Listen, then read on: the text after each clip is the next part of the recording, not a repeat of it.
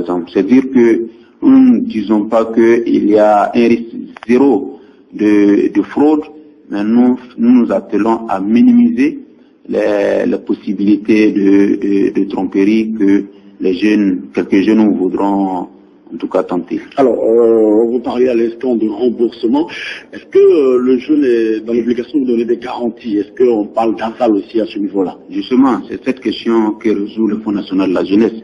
Le Fonds national constitue l'aval, constitue la garantie pour le jeune, parce que je l'ai indiqué, la majorité des jeunes sont issus des milieux modestes. Donc ce n'est pas toujours qu'un jeune peut avoir un oncle, un grand frère pour se porter aval, caution, auprès d'une banque. Donc c'est ce rôle-là que le Fonds national de la jeunesse joue.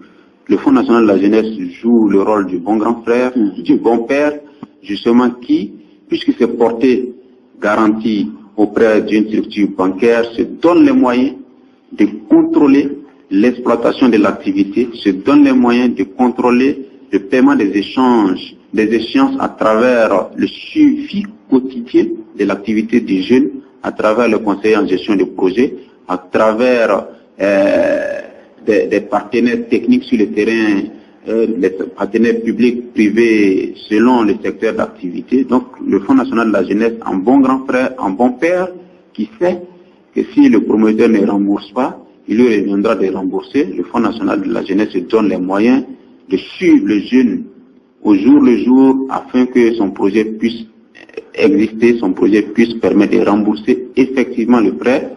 Un projet qui a pu résister 2 ans, 3 ans, devient viable parce que les études ont montré que c'est au bout de la 2e année généralement que le projet tombe à l'eau parce que les gens perdent la tête. Au bout de la 1re année, quand ils ont fait un chiffre d'affaires, les confusions commencent.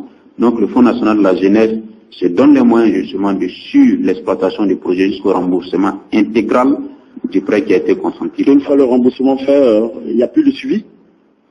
Il y a des suivis, évaluations, suivi, accompagnement. Mais nous disons qu'un jeune qui a pu tenir un projet pendant 2 ans, 3 ans, à moins que vraiment il ait caché son jeu, je pense que même s'il n'avait pas vocation, il n'avait pas goût à l'activité, au bout de 2 ans, 3 ans, on finit par aimer un métier, surtout quand on découvre que c'est un métier qui peut nous permettre d'être totalement indépendant. Et il y a moins de risques justement que ce jeune-là, il brade son avenir. Vous croyez? Oui, nous pensons que c'est cela. Aujourd'hui, c'est vrai que il y a des jeunes qui peuvent, comme je l'ai indiqué, cacher les jeux. Mais j'ai dit, un jeune qui reste dans une activité pendant 2 ans, 3 ans, c'est une preuve quand même c'est un élément qui fonde plus à croire en lui qu'à ne pas croire en lui. Oui, mais le résultat, c'est pas vraiment, il y a autre chose sur le terrain, monsieur le directeur. Oui,